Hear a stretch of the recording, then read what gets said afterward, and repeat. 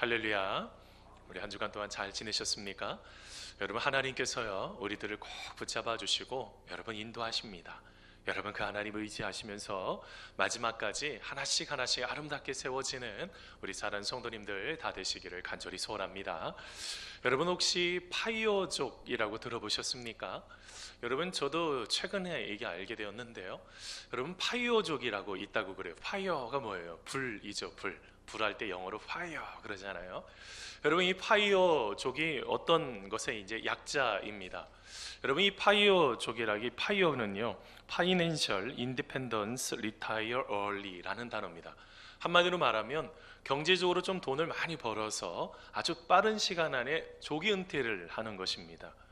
여러분, 이 조기 은퇴를 하는 바로 이 세대를 말하는데요.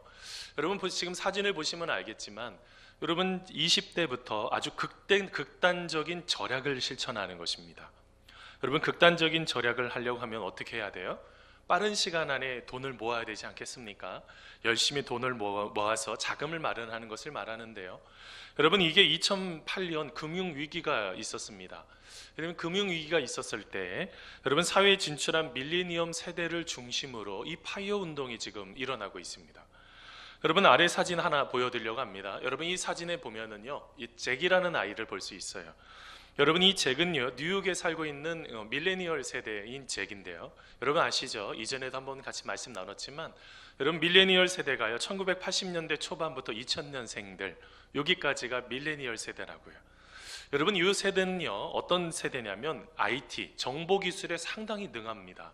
그뿐만 아니라 학업이 굉장히 높죠. 학력에 대한 수준이 굉장히 높습니다. 근데 문제가 생겼어요. 2008년에요 돈을 이 사람들이 졸업을 하고 직장을 취업을 하려고 하는데 좋은 일자리가 없는 거예요. 뭐 아이들이 일을 못하는 거 아니라고 제가 여러 번 설명드렸습니다. 좋은 일자리가 엄마 아빠들이 누렸던 그런 좋은 일자리가 없는 바로 그런 어려움들을 경험하는데요. 여러분, 지금 보고 있는 이 잭이라는 아이는요 의대에 진학한 아이였어요. 아이 의대에 갔으면은 굉장히 성공적인 거 아니겠습니까? 근데 이 아이가요 그 의대를 그만둡니다. 그러면서 지금 보시면 알겠지만 뭘 하고 있는지 아세요? 태국 음식점 전문점을 낸 거예요. 여러분, 이것을 내서 뭘 합니까? 자기 꿈이요 5년 내에 은퇴하는 겁니다. 여러분, 그렇게 하려고 하니까 보통 일반적으로 65세 은퇴를 하는데 5년 내에 은퇴를 하려고 하니까 매년 자신의 수입에 보통 어떻게 합니까? 일반적인 사람들은 약 10에서 15%를 은퇴 자금으로 모으죠. 근데 여러분, 이 친구들은 어떻게 해요? 20대부터요 50에서 80%의 돈을 모아버리는 것입니다. 그것을 계속 모으는데 이렇게 하면서 이제 빠르게 이제 은퇴를 하려고 하는 거예요. 여러분, 지금 보고 있는 이 잭이라는 아이가요 얼마를 모으려고 하는지 아십니까? 100만 불을 모으려고 하는 겁니다. 100만 달러예요. 지금으로 표현하면 약 환율이 조금 올라서 뭐 한 12.4억 정도 이렇게 되는, 여러분, 그 굉장한 돈을 지금 모으려고 하는 겁니다. 여기 이 아이가요 그냥 단순하게 돈을 모으는 게 아니에요. 상당히 체계적이더라고요. 보통 이제 일반적으로 그 주식시장의 연평균 수익률이 약 6에서 9%라고 그럽니다. 그러니까 약 4%만 갖고 평생을 사는 거예요. 4%가 그 돈을 가지고 약 4만 달러를 가지고 생활을 하고 나머지 돈을 전체를 다 저축을 하는 겁니다. 그러면서 어떻게 될까요? 추가 수익률이 있을 텐데 이거를 재투자를 하면서 나머지의 생을 살아가는 것이 바로 이 파이어 운동인데요. 근데 문제가 있어요. 여러분, 한번 생각해 보세요. 100만 달러를 모으려고 하면 이 친구가 계산을 하는데 하루에 400달러를 벌어야 돼요. 이게 지금으로 표현하면은 여러분 얼마 정도 됩니까? 거의 한 47만 원, 50만 원 좀 넘어가는 그 돈을 좀 벌어야지 되는 거죠. 하루에요.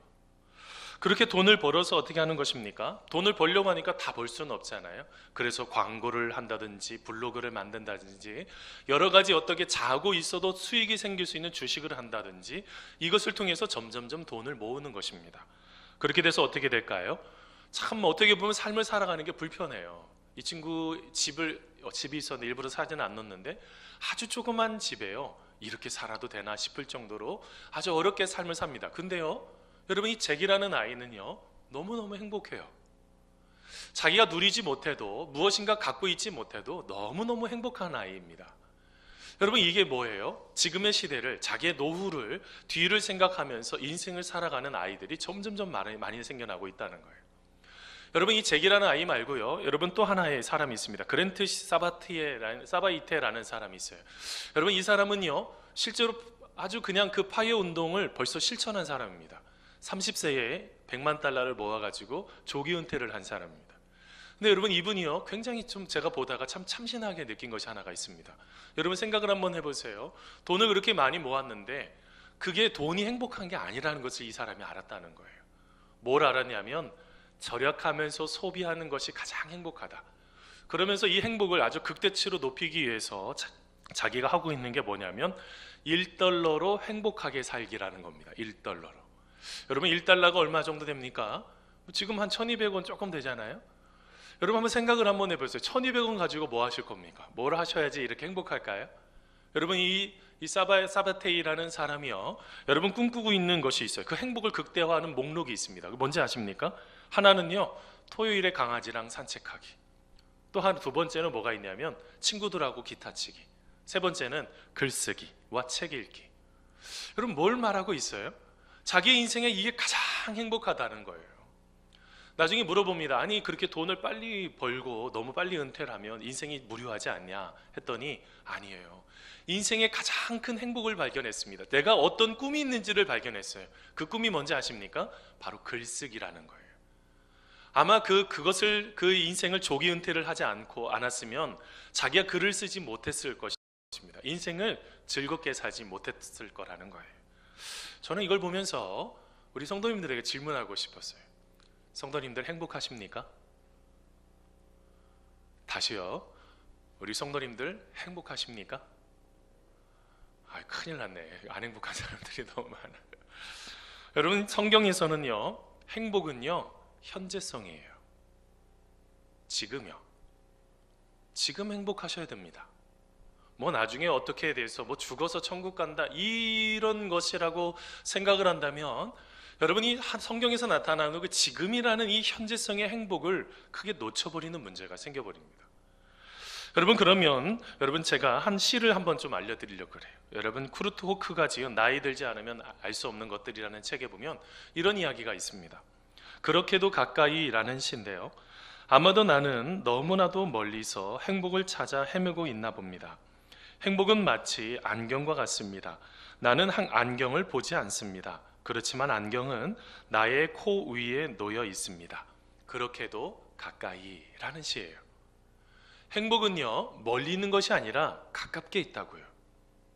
여러분 지금 내 마음속에 행복이라는 것을 지금 가까이 있는 그 행복을 여러분 누려야 되는 삶을 살아가야 된다는 것입니다. 자 그런데 여러분 우리가 신앙생활하면서 가장 행복하게 여겨야 되는 것이 있어요. 그게 뭘까요? 우리가 예수님을 믿어 구원받은 것입니다. 여러분 구원받은 것을 행복으로 여기고 있습니까? 여러분 우리가 이것이 너무너무 큰 행복이라고요. 이 구원의 은혜를 자꾸 놓쳐버려요. 우리 스스로가 구원받은 것이요. 오늘 읽은 여러분 에베소서 2장 8절 9절 말씀입니다. 여러분 같이 한번 읽어보도록 하겠습니다. 너희는 같이 읽습니다. 시작. 너희는 그 은혜에 의하여 믿음으로 말미암아 구원을 받았으니 이것은 너희에게서 난 것이 아니요 하나님의 선물이라. 행위에서 난 것이 아니니 이는 누구든지 자랑하지 못하게 함이라. 아멘. 여러분 오늘 말씀해 보면 우리는요 구원받았다는 것입니다. 여러분 구원받았다는 게 뭡니까? 우리가 예수님을 영접할 때 죄사함을 받았어요. 죄 문제 가운데 그 모든 것을 해결함을 받은 것입니다. 그뿐만일까요? 우리가 다시 하나님과 화목하게 되었고요, 우리가 다시 한번 하나님의 백성으로 세워지는 놀라운 은혜를 발견한 것입니다. 그뿐만이 아닙니다. 우리가 예수님을 영접할 때 성령님께서 역사하셔서 우리의 삶 속에 자기 중심적이고 자신만을 위해서 살던 인생이 이제는 하나님 중심적으로 타인 중심적으로 살아가는 변화된 인생이 되어버렸다는 것입니다. 바로 이게 바로 구원의 은혜예요. 구원의 감격이요. 우리가 하나님 안에서 구원받았다는 이 감격을 우리는 여러분 다시 한번 점검해 보셔야지 될 것 같아요. 여러분 오늘 말씀에 보면 우리가 구원을 받았는데요, 필수적인 두 가지 요소를 지금 말하고 있습니다. 여러분 첫 번째, 여러분 우리가 구원을 이루기 위한 필수적인 첫 번째는 뭘까요? 한번 따라해서 보세요. 은혜입니다. 여러분 우리가 구원을 받기 위해서 가장 필수적인 요소 중에 하나는요 은혜라고요. 은혜. 여러분, 종교개혁자 마틴 루터가 있습니다. 우리 안에요, 구원을 받으면 우리 안에 변화가 일어난다는 거예요.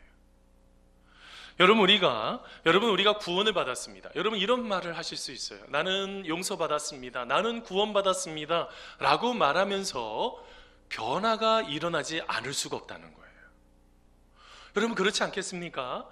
예수님께서 우리 안에 거하고 계시는데 우리 안에 어떻게 변화가 없을 수가 있겠어요? 우리 모두는, 여러분, 우리가 그리스도인이라는 것은 뭐냐면 자기 죄를 인정하는 거예요. 그리고 매일 다시 십자가 앞에 나아가 죄를 용서받고 다시 예수님과 함께 삶을 살아가는 인생, 바로 이것이 바로 구원받은 인생이라는 거예요. 여러분, 예수님 안에 있는 이 자체가 이렇게 놀라운 구원의 은혜를 우리가 경험할 수가 있다는 것이죠. 자, 그런데 여러분, 오늘 말씀에서 우리가 한 가지 생각해 봐야 되는 것이 있어요. 여러분, 질문을 먼저 드리려고 합니다. 여러분, 어떻게 구원을 받으셨습니까? 여러분, 어떻게 구원을 받았냐라고 물어보면 여러분 뭐라고 대답하십니까? 보통은 어떻게 구원 받으셨어요? 이게 마스크를 써서 말을 하는 건지 안 하는 건지 하나도 모르겠어요. 믿음으로 구원받았다고 그러잖아요. 여러분, 믿음으로 구원받았다고 그러지 않았습니까? 우리가 믿습니다 하면서 내가 예수님을 믿어야 되겠다고 생각을 하면서 믿음으로 내가 우리 주님을 영접하고, 여러분, 이것을 통해서 구원받았다라고 하셨잖아요. 근데 여러분, 오늘 말씀을 보니까 그게 정확한 답이 아니었던 거예요. 정확한 답은 뭡니까? 뭐가 더 앞에 있어야 되는 거예요? 여러분, 오늘 말씀 에베소서 2장 8절에 보니까 너희는 뭐로 인해서요? 그 은혜에 의하여 구원을 받았다는 거예요. 이게 먼저라는 거예요. 여러분, 이게 얼마나 중요한지 아십니까? 내가 믿습니다 라고 하면서 구원받은 게 아니라고요. 그러다 보니까 자꾸 공로의식이 쌓여요. 내가 무엇인가를 열심히, 무엇인가를 자꾸 하려고 그래요. 착각이죠. 은혜로 구원받은 것입니다. 여러분, 우리가 한 게 있을까요? 여러분, 우리가 한 게 아무것도 없어요.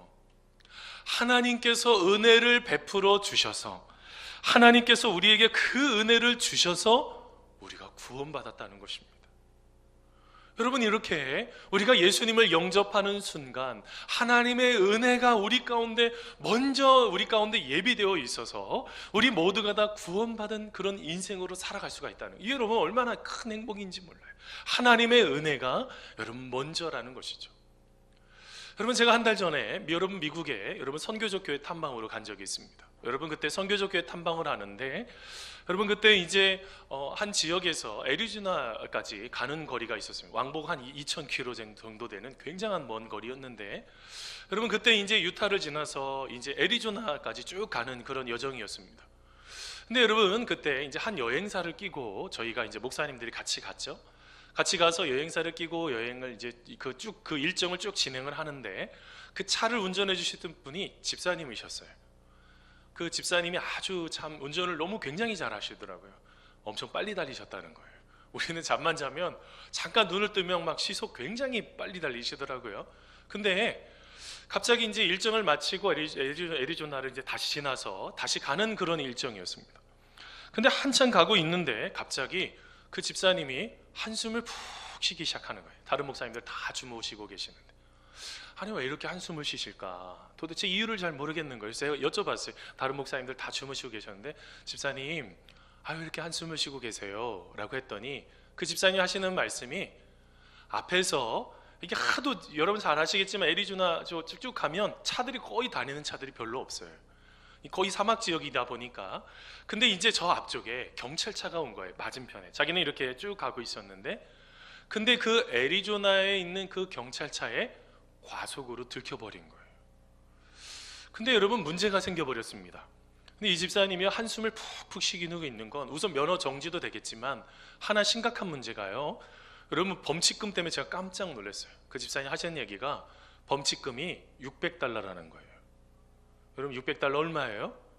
지금으로 표현하면 4만 원 돈, 74만 원이 훨씬 넘는 과속 그 딱지의 범칙금이요, 거의 74만 원, 80만 원 되는 그 엄청난 돈이었습니다.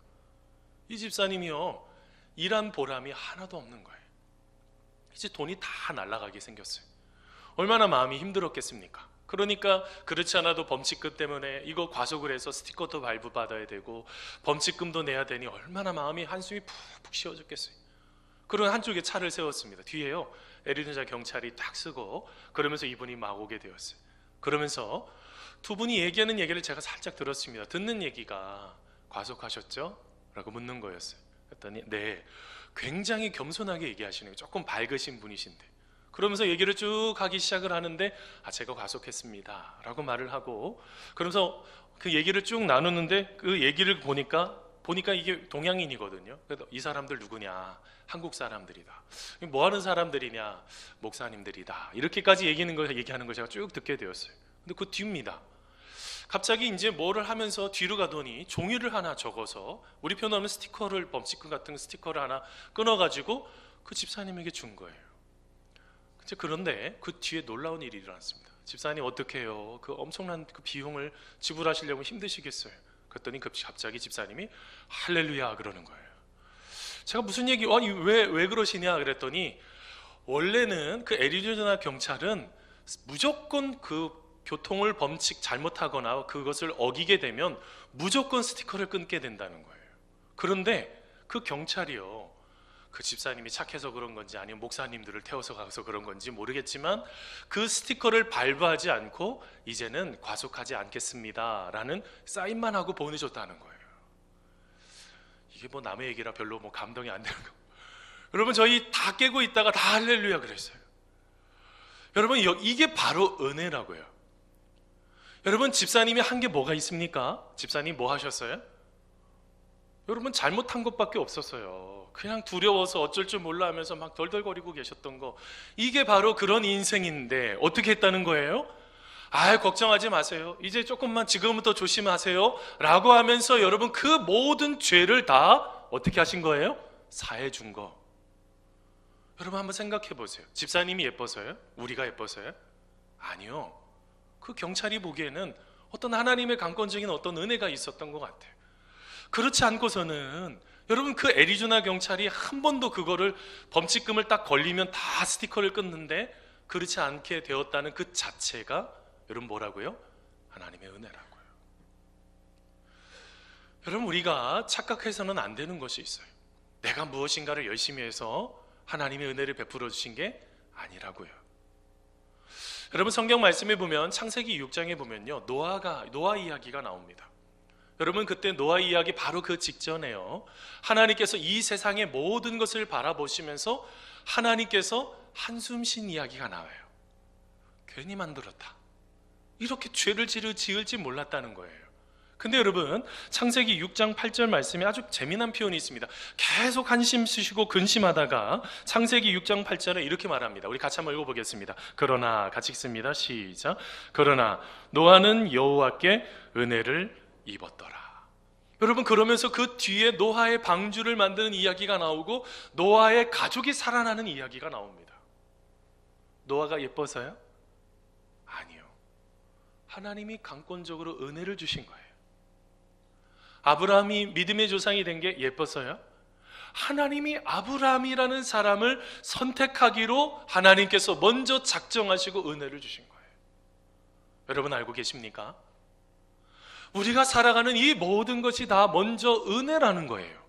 우리가 이 은혜라는 것을 놓쳐버리면 자꾸 공로의식에 빠져버립니다. 내가 무엇인가를 해야 되고 내가 이것을 안 하면 죄를 짓는 것 같고 마치 무너지는 인생처럼 착각해버린다고요. 여러분 사도 바울도 여러분 비슷한 말을 했습니다. 로마서 3장 24절 말씀인데요, 우리 같이 한번 읽어보겠습니다. 그리스도, 같이 읽습니다. 시작. 그리스도 예수 안에 있는 성령으로 말미암아 하나님의 은혜로 값없이 의롭다 하심을 얻은 자 되었느니라. 아멘. 여러분 우리가 뭘 했어요? 속량이라는 게 여러분 죄값을 다 치르셨어요. 우리 주님께서 십자가 달리시면서 다 이루었다, 내가 그 값을 다 치루었다, 이게 속량이라고요. 내가 뭘 하셨습니까? 무엇인가를 그렇게 노력하셨습니까? 아니요. 우리 하나님의 은혜가 먼저라고요. 그렇게 되면서 우리를 뭐라고 그래요? 우리를 의롭다 칭해 주신대. 이걸 칭이라고 그래요. 이건 하나님의 입장에서 우리를 의롭다고 하시는 거, 자기 스스로 의인이라고 말씀하고 다니시면 안 돼요.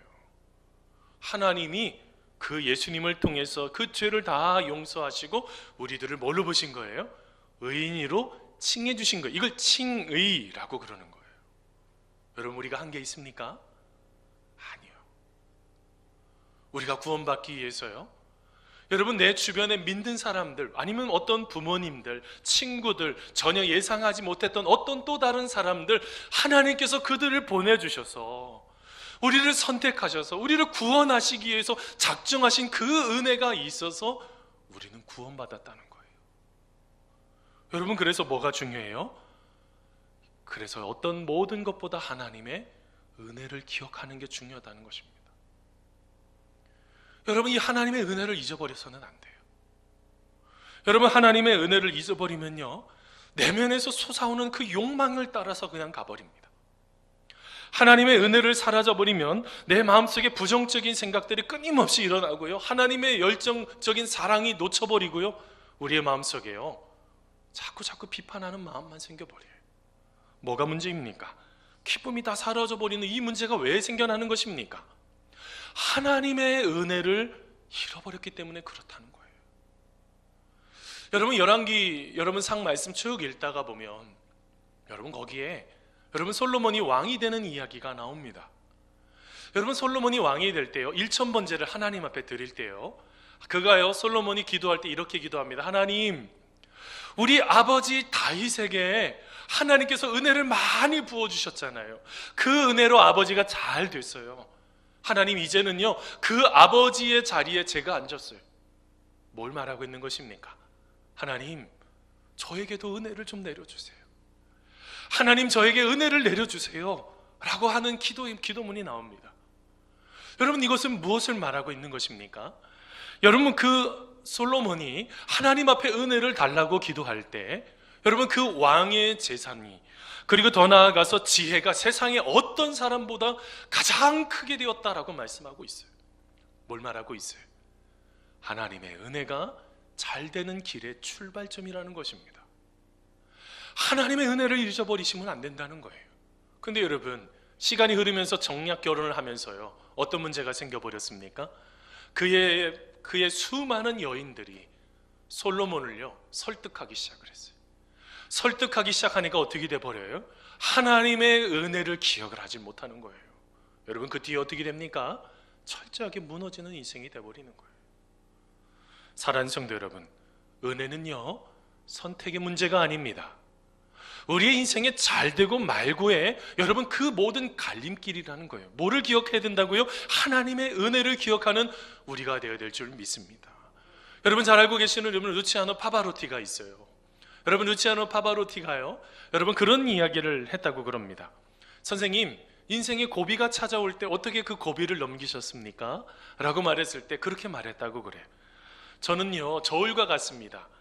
한쪽에서 나를 내리누르면 다른 쪽에서 불끈 솟아오릅니다. 솟아오르는 게 뭘까요? 바로 이것이 하나님께서 나같이 가련한 죄인에게 베푸시는 자비와 은총입니다 라는 말을 했어요. 여러분, 인생을 살아갈 때 얼마나 많이 눌립니까? 얼마나 많이 고통스러워요. 근데 여러분 어떻게 한다고요? 하나님의 은혜와 자비로 다시 하나님께서 채워주셔서 그것을 균형을 잡을 수가 있는 거예요. 사랑하는 성도 여러분, 우리 안에 하나님의 은혜를 놓치지 않는 우리가 되기를 간절히 소원합니다. 하나님의 은혜가 우리가 진심으로 살아갈 기름을 기억하면서 한 걸음 한 걸음 나아가는 우리의 삶이 되시기를 간절히 축원합니다. 여러분, 두 번째 가장 또 필요한 요소가 있어요. 그게 뭘까요? 바로 믿음이라는 것입니다. 자, 그런데 여러분, 여기에서 이 믿음이라는 거예요. 너희는 그 은혜에 의하여 믿음을 통하여 구원을 받았나니 이렇게 말하죠. 근데 여러분, 이 믿음이라는 게 뭐냐는 거예요. 믿습니다. 이게 믿음이에요? 여러분, 이걸 좀 착각하시면 안 돼요. 믿음은요 선포된 복음을 믿는 거예요. 여러분, 선포된 복음은 누구예요? 복음의 중심은 누구일까요? 예수 그리스도죠. 여러분, 예수님께서 나의 주인이시고 나의 그리스도이시고 그리고 나의 왕이시고 예수님께서 나의 모든 죄를 위해서 짊어지시고 십자가에 달려 돌아가셨을 뿐만 아니라 다시 부활하셨다는 바로 그것을 믿는 것입니다. 이게 바로 믿음이라고요. 근데 여러분 착각하고 있어요. 그거를 마치 내가 믿습니다라고 하면서 그거를 믿는다고 고백을 하면 그게 마치 믿음이라고 착각하시는 분들이 있어요. 믿음을요, 재정의하려고 그래요. 여러분, 믿음이라는 것이 무엇일지 얼마 전에요, 구원이란 무엇인가 라는 아주 짧은 영상 하나 봤어요. 엘레스턴 맥그레스가 여러분 한 그 강연이었는데요, 그렇게 길지 않은 강연이었습니다. 제가 보는데요, 여러분 저분이요 지금 킹스 칼리지의 학장이기도 하고요, 여러분 굉장히 모든 것들을 하나씩 만들어가는 여러분 조직 신학자이기도 한데요, 여러분 맥그레스가요 그런 얘기를 하는 거예요. 인터뷰를 중에서 여러분 종교개혁자인 마틴 루터 얘기를 하면서 믿음으로 의로워진다는 게 뭐냐, 나중에도 또 같이 나누겠지만 믿음으로 의로워진다는 게 뭐냐면 하나님에 의해 받아들여졌다는 거예요. 우리 지난주에도 같이 나눴죠. 우리가 하나님으로 내가 어떤 것이 있어서 예뻐서 받아준 게 아니라 그냥 하나님의 은혜로 받아주셨다는 거예요. 그뿐만 아니라 또 어떻게 했어요? 우리를 용납해 주셨다는 이 하나님의 은혜가 있는 거죠. 자, 그런데 여러분 이 목사님이 그런 얘기를 하는 굉장히 충격적인 얘기를 했어요. 그 다음 페이지 한번 보세요. 나는 그리스도인이라고 말하면서 정작 자신은 변화되지 않는다면, 이게 굉장히 중요한 겁니다. 이거 잘 들어보셔야 돼요. 내가 그리스도인이라고 말하면서 내가 변화되지 않는다고 한다면, 예를 들면 그릇된 일을 하거나 회개하기를 거부하거나 자신 안에 여전히 죄가 있다는 것을 인정하지 않는다면 그것은 그들의 삶에 구원의 과정이 실제로 일어나지 않았음을 보여주는 것입니다 라는 말이었어요. 구원을 이루라고 그랬습니다. 구원은 만들어도 이루어 가야 되는 과정이거든요. 단순하게 예수님을 한번 마음에 영접한 것으로 구원받았다고 끝나시면 안 돼요. 구원은 어떻게 된다고요? 이루어 가야지 되는 거예요. 그런데 잘못된 것이 있는데도 회개를 하지 않아요. 하나님 안에서 여전히 죄 가운데 있다는 것을 인정하지를 않아요. 여러분, 이렇게 되면 가장 심각한 문제가 뭘까요? 구원을 이루어 가야 되는 그 과정을 놓쳐버리게 되는 거예요. 그래서 여러분 세상 속에서 세상 사람과 하나도 구분되지 않는 삶을 살아가게 되는 거예요. 근데 여러분 그 뒤에요, 여러분 이 맥그레스가 여러분 설명을 할 때 믿음이라는 게 도대체 뭐냐, 내가 믿습니다라고 하는 그것이 믿음이 제대로 된 믿음의 고백이 아니라는 거예요. 믿음은 뭐냐면 뭐라 해요? 그리스도 위에 올려놓은 손이라는 거예요. 예수님의 손에 우리의 손을 올려놓은 거예요. 그러니까 여러분 어떻게 될까요? 우리의 손을 좀 확장해야 된다는, 자기 자신이 어떻게 갖고 있는 생각을 좀 넘어서서 우리 모두는 다 비어있는 손이죠. 그런데 여러분 이 비어있는 손에 하나님께서 어떻게 하신다고요? 아주 귀한 보화를 우리에게 주셔서 우리가 그것을 우리의 삶에 가질 수 있도록 만들어주시는 그게 바로 뭐라고요? 그게 믿음이라고요. 자기 자신의 노력과 공로가 아니라 내가 하나님께서 나에게 주시는 그 모든 것을 받아들이는 게 바로 믿음이라는 거예요. 여러분, 그래서 여러분 믿음이 있는 사람은요, 여러분 어떻게 할까요? 철저하게 받아들입니다. 하나님의 뜻이 나에게 아프다고 할지라도 그것을 철저하게 받아들여요. 그래서 스펠전 목사님도요, 여러분 그의 책 구원의 은혜에서요, 믿음이라는 세 가지가 있어야 된다는 거예요. 여러분 세 가지 중에 첫 번째가 지식이고, 두 번째가 동의고, 세 번째가요 신뢰라는 거예요. 지식이 뭐예요? 예수님에 대한 것을 알아가셔야 돼요. 성경 말씀을 읽지 않고 예수님을 어떻게 알아요? 우리는 예수님의 말씀, 성경 말씀을 잘 읽으셔야 된다는 거예요. 여러분이 먼저 지식이 있어야 되죠. 두 번째는요, 이제 예수님께서 나에게 하신 것들을 동의하시는 거예요. 그게 믿음의 두 번째 조건이에요. 세 번째는요, 하나님께서 나에게 지금 자비로우신 하나님께 모든 것을 맡겨드리는 것입니다. 세 번째는 신뢰가 있으셔야 된다는 거예요. 뭘 말하고 있습니까? 여러분 여기에 내 공로의식이 들어갈 공간이 하나도 없어요. 내가 얼마나 기도했느냐, 내가 얼마나 금식했느냐, 내가 얼마나 예배에 참석했느냐, 그 공로가 하나도 들어갈 게 없어요. 뭐예요? 내가 예수님을 잘 기억하고 말씀을 읽으면서, 그리고 그 말씀을 내 가슴으로 그대로 받고 이제는 하나님 앞에 모든 것을 내어 맡기는 인생, 이게 바로 믿음이라는 거예요. 그래서 여러분 청교도들은요, 여러분 종종 여러분 자기 자신을 이렇게 표현했어요. 믿음을 뭐라냐면 기대 누움이라고 표현했어요. 여러분, 제가 이렇게 기대고 있어요. 지금 배를 이렇게 두고 이렇게 손을 딱 기대고 있어요. 기댄다는 게 뭐예요? 내가 이게 신뢰가 되지 않으면 기댈 수가 있어요? 아니죠. 내 손을 띄고 그냥 기대 보세요. 믿음이라는 게 뭔지 아세요? 내가 어떻게 해야 되겠다는 게 아니라 얼마나 철저하게 하나님 앞에 기대고 있느냐, 바로 그것이라는 거예요. 그렇다고 한다면 여러분, 우리가 여기서 다시 한번 생각해 봐야 되지 않겠습니까? 여러분, 히브리서 보면, 여러분 히브리서에도 참 믿음을 많이 강조하지만 여러분 하박국서에서 보면요, 2장 14절에 여러분 그 하박국 선지자, 불평 많은 선지자인 하박국이요, 이렇게 말을 합니다. 보라, 그의 마음은 교만하며 그 속에서 정직하지 못하나 의인은 그의 믿음으로 말미암아 살리라 라고 말씀했어요. 여러분, 여기에서 이 믿음이라는 게요, 한마디로 하면 히브리어로 에무나인데요, 신실함이라는 뜻이 있어요. 신실하다는 게 뭐예요? 하나님 앞에 신실한 거죠. 내가 얼마나 하나님 앞에 신실하다 하냐라는 것 하나 하고요, 또 하나가요, 버티기라는 뜻도 하나가 있어요. 뭘 말하고 있어요? 내가 얼마나 하나님 앞에 신실하면서 잘 버틸 수 있느냐, 이게 바로 믿음이라는 거예요.